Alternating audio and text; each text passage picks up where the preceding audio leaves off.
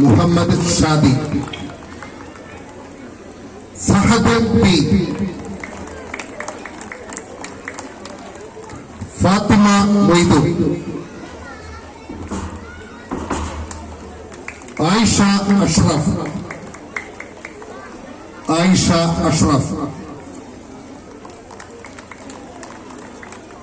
Ayisha B K M, Ayisha B K M, Noora P N, Noora P N,